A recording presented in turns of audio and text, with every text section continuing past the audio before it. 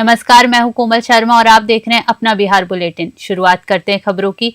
खबर आ रही है जहानाबाद के काको भीलावर थाना क्षेत्र से, जहां गवल बिघा गांव में एक युवक का शव घर के अंदर संदिग्ध अवस्था में मिलने से इलाके में सनसनी फैल गई। मृतक की पहचान काको थाना क्षेत्र के पिराली चक गांव निवासी नीतीश कुमार के रूप में की गई है। इस घटना के बाद गांव में मातम का माहौल है और तरह तरह की चर्चाएं हो रही हैं। ग्रामीणों का कहना है कि रविवार रात पति पत्नी के बीच किसी बात को लेकर विवाद हुआ था, जिसके बाद नीतीश कुमार ने फांसी लगाकर आत्महत्या कर ली। वहीं मृतक के भाई और अन्य परिजनों ने इस घटना को संदिग्ध बताते हुए संपत्ति विवाद में हत्या की जाने की आशंका जताई है। परिजनों का ये भी आरोप है कि मृतक की पत्नी ने किसी अन्य व्यक्ति से अवैध संबंध थे। हालांकि इन आरोपी की पुष्टि अभी तक नहीं हो पाई है। पुलिस फिलहाल सभी पहलुओं को ध्यान में रखकर मामले की जांच में जुटी हुई है और जांच पूरी होने के बाद ही घटना के वास्तविक कारणों का खुलासा हो सकेगा। जहानाबाद से वरुण कुमार की रिपोर्ट। आज का विषय है, देखिए जो आएगा कुछ हम इसके बारे में जानकारी नहीं दे सकते हैं। प्रथम दृष्टि क्या लग रहा है? देखिए वो अब सब जांच का विषय है। अब प्रथम दृष्टि हम कुछ बता नहीं सकते। अब तो एफएसएल की टीम भी आई थी, अब वो देखा जाएगा जो क्या आता है जांच में। घटना का क्या सर? घटना गवाल बिघा गांव है, वहीं पे वही जो गवाल बिघा जो भी है। सर सब किस अवस्था में थी सर? 100 तो नीचे जमीन पर लिटाया हुआ था। हाँ जांच का विषय है सर। था। कौन सा थाना के अंतर्गत आया? ये तो भिलावर थाना अंतर्गत है। पीठ पर पूरा बाम निकल उसको है घटना सर, मर्डर का केस है। ऐसे ये लोग कह रहे हैं कि फांसी लगा लिया था घर में। गांव का नाम है क्या, ये गोरबिघा, ये भिलावर थाना में पड़ता है। एक्चुअली ये हम लोग 7 बजे फ़ोन गया घर पे, इस तरह का मर्डर हुआ है। तो यहाँ आने के बाद देखा गया कि उसका मर्डर नहीं, हम लोग पूरा ये कह सकते हैं कि पूरा कंफर्म कर सकते हैं कि इसका मर्डर किया गया है। गांव से भी पता चला है कि पत्नी का इसका किसी से अवैध संबंध भी था। गांव वाले कुछ लोग बोले हैं, इस तरह के बातचीत कर रहा था। गांव वाले जो हैं, जितने भी लोग हैं गांव वाले, कोई मतलब ऐसा नहीं कि हम लोग की तरफ कोई विरोधी कर रहे थे, कुछ नहीं। गांव वाले एकदम शांत थे।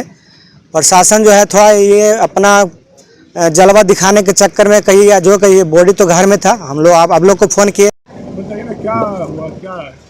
ये यहाँ सर फ़ोन किया गया सुबह 7 बजे के लमसम की लाश मरा हुआ है, भाई तुम्हारा मरा हुआ है। तो हम लोग फ़ोन आया तो आए देखने के लिए। कहाँ की घटना है ये? गोबर बिघा गांव का है सर। किस अवस्था में आप अपने भाई को देखे? मैं अपना भाई का ज़मीन पर लेटावल हुआ देखें। क्या लग रहा है आपको? क्या देखने में क्या लग रहा है? तो देखने में वही लग रहा है सर कि पीछे से दाबा हुआ है, फिर आगे ही यहाँ पर दाबा हुआ है गला। भाई का आपका कोई दुश्मनी भी था क्या किसी से? ये तो सर हम नहीं बता सकते हैं, ये तो ससुराल में वही बताएंगे सर। यहाँ पर ही कहाँ पर आए हुए थे?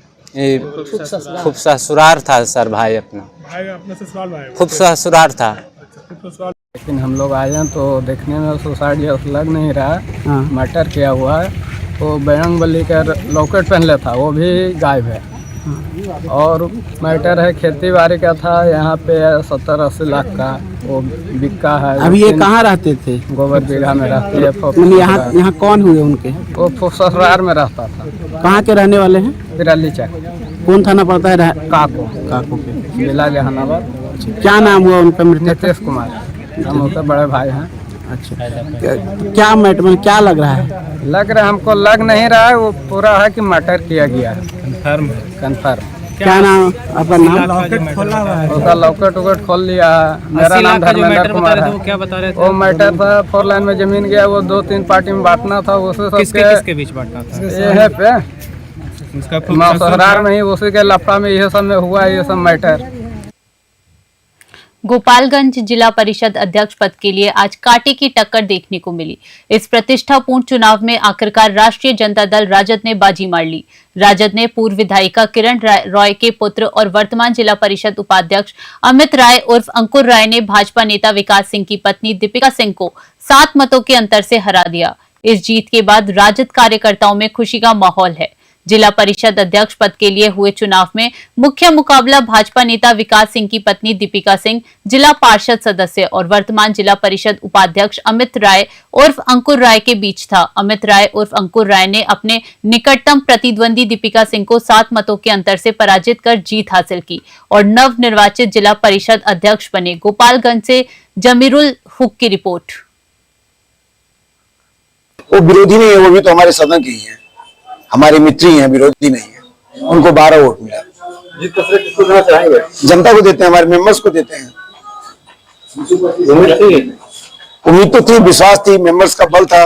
ये सारे लोग की जीत है। कितने से जीत हुई है? 19 वोट हमको मिला है और मैडम को 12 वोट मिला है। जी। जनता दल यूनाइटेड जेडीयू ने मधुबनी जिले के बासोपट्टी प्रखंड क्षेत्र में अपनी पकड़ मजबूत करने के लिए व्यापक सदस्यता अभियान शुरू कर दिया है। बासोपट्टी प्रखंड अंतर्गत छतौनी गांव में आयोजित कार्यक्रम में जेडीयू के जिला उपाध्यक्ष नवल किशोर झा ने सैकड़ों ग्रामीणों को पार्टी की सदस्यता दिलाई। ग्रामीणों ने मुख्यमंत्री नीतीश कुमार के कार्यों की सराहना करते हुए अपनी स्वेच्छा से जेडीयू की सदस्यता ग्रहण की। इस मौके पर जिला उपाध्यक्ष नवल किशोर झा ने कहा कि प्रखंड क्षेत्र में ये सदस्यता अभियान व्यापक रूप से चलाया जाएगा। इस दौरान पूर्व प्रखंड अध्यक्ष अनिल झा, सांसद प्रतिनिधि विनय सिंह, पंचायत अध्यक्ष भीकर राय, राम बाबू प्रभाकर, श्याम पासवान, संजय साहा सहित सैकड़ों ग्रामीण और कार्यकर्ता मौजूद रहे। मधुबनी से स्नेह आनंद मिश्र की रिपोर्ट। खबर है मधेपुरा जिले से, जहां राजनीतिक गलियारों में उस समय हलचल मच गई जब राजद विधायक प्रोफेसर चंद्रशेखर और उनके करीबी आलोक कुमार मुन्ना सहित अन्य पर संवेदक से 1 करोड़ रुपए की रंगदारी मांगने और जान से मारने की धमकी देने का गंभीर आरोप लगाया गया।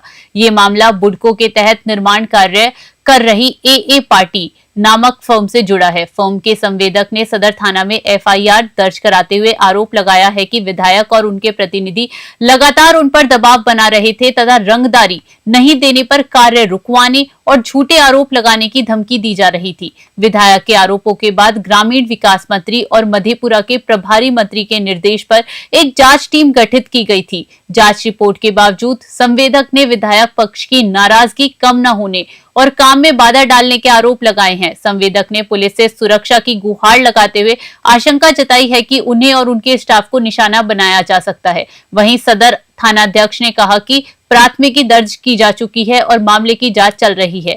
जांच पूरी होने के बाद विधि सम्मत कार्यवाही की जाएगी। मधेपुरा से अमन आनंद की रिपोर्ट। खबर है मधेपुरा से, जहां सदर थाना पुलिस ने फर्जी पुलिस अधिकारी बनकर वाहन चालकों से अवैध वसूली करने वाले एक शातिर युवक को गिरफ्तार किया है। पकड़े गए आरोपी की पहचान विजय कुमार सिंह के रूप में हुई है, जो खुद को निगरानी विभाग का पदाधिकारी बताकर आने जाने वाले वाहनों से पैसे वसूल रहा था। एएसपी प्रवेंद्र भारती ने सदर थाना परिसर में आयोजित प्रेस वार्ता में बताया कि थानाध्यक्ष को सूचना मिली थी कि नया बस स्टैंड मोह के पास, जी हां, नया बस स्टैंड मोड़ के पास एक व्यक्ति पुलिस अधिकारी बनकर वाहन चालकों से अवैध वसूली कर रहा है। जानकारी मिलते ही पुलिस दल बल के साथ मौके पर पहुंची। पुलिस वाहन देखते ही आरोपी भागने की कोशिश करने लगा, लेकिन पुलिस टीम ने घेराबंदी कर उसे धर दबोचा। पकड़े जाने के बाद आरोपी ने पहले खुद को निगरानी विभाग का अधिकारी बताने की कोशिश की। गहन पूछताछ में उसने स्वीकार किया कि वह विजय कुमार सिंह है।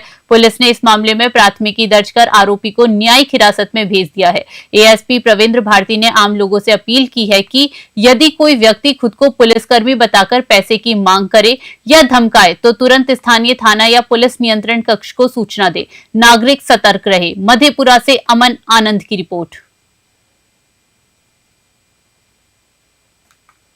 खबर है मधेपुरा जिले से, जहां सामाजिक सांस्कृतिक संस्था संकल्प मैत्री फाउंडेशन ने रविवार को अपने कार्यालय परिसर में एक गरिमापूर्ण समारोह आयोजित कर कोच शंभू कुमार और उभरती खिलाड़ी कुमारी मुस्कान को सम्मानित किया। मुस्कान ने हाल ही में आयोजित अंतर महाविद्यालय स्पोर्ट्स प्रतियोगिता में 4 अलग अलग विधाओं में प्रथम स्थान हासिल कर मधेपुरा का गौरव बढ़ाया था। संस्थापक ने इस अवसर पर मुस्कान को अंगवस्त्र और प्रशस्ति पत्र प्रदान किए। सम्मान प्राप्त करने के बाद कोच शंभू कुमार ने संस्था के प्रति आभार प्रकट किया। मुस्कान ने 4 अलग अलग खेल विधाओं, जिनमें 100 मीटर दौड़, लंबी जंप, शॉट पुट और रिले रेस शामिल है, में प्रथम स्थान प्राप्त किया। ये सफलता इस बात का प्रमाण है कि सही मार्गदर्शन और दृढ़ संकल्प से कोई भी लक्ष्य हासिल किया जा सकता है। संस्था के सदस्य नितेश कुमार ने बताया कि भविष्य में भी इस तरह के सम्मान समारोह जारी रखे जाएंगे ताकि युवा प्रतिभाओं को प्रोत्साहन मिलता रहे। मधेपुरा से अमन आनंद की रिपोर्ट। पूर्ण शराबबंदी वाले बिहार में शराब का अवैध कारोबार थमने का नाम नहीं ले रहा है। बावजूद इसके मुजफ्फरपुर पुलिस और उत्पादन विभाग लगातार शराब माफियाओं पर नकेल कसने के लिए तत्पर हैं। इसी कड़ी में पुलिस को एक बड़ी सफलता हाथ लगी है। औराई थाना अध्यक्ष राजा सिंह को गुप्त सूचना मिली थी कि धसना गांव में शराब का अवैध कारोबार चल रहा है। सूचना मिलते ही थाना अध्यक्ष राजा सिंह दल बल के साथ मौके पर पहुंचे और उक्त स्थल पर छापेमारी कर 67 लीटर विदेशी शराब के साथ 3 तस्करों को फिल्मी स्टाइल में गिरफ्तार कर लिया। अपर थाना अध्यक्ष सनोबर प्रवीण ने बताया कि तस्करों के पास से 67.415 लीटर विभिन्न ब्रांडों की विदेशी शराब बरामद की गई है। तीनों शराब तस्करों रोशन सहानी, बिकाऊ कुमार व ब्रिज किशोर सहनी को सोमवार को न्यायिक हिरासत में जेल भेज दिया गया है। पुलिस लगातार इस नेटवर्क से जुड़े अन्य लोगों की तलाश कर रही है। मुजफ्फरपुर से सत्यम शर्मा की रिपोर्ट।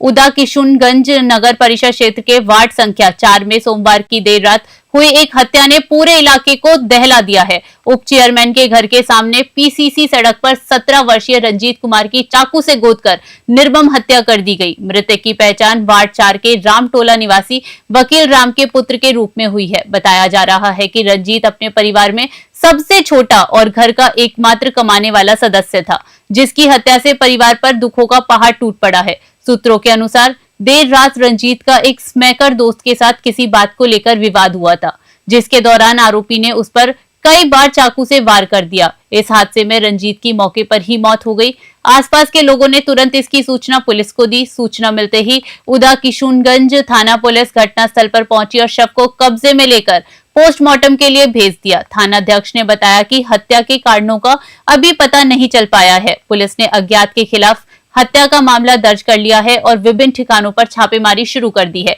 मधेपुरा से अमन आनंद की रिपोर्ट।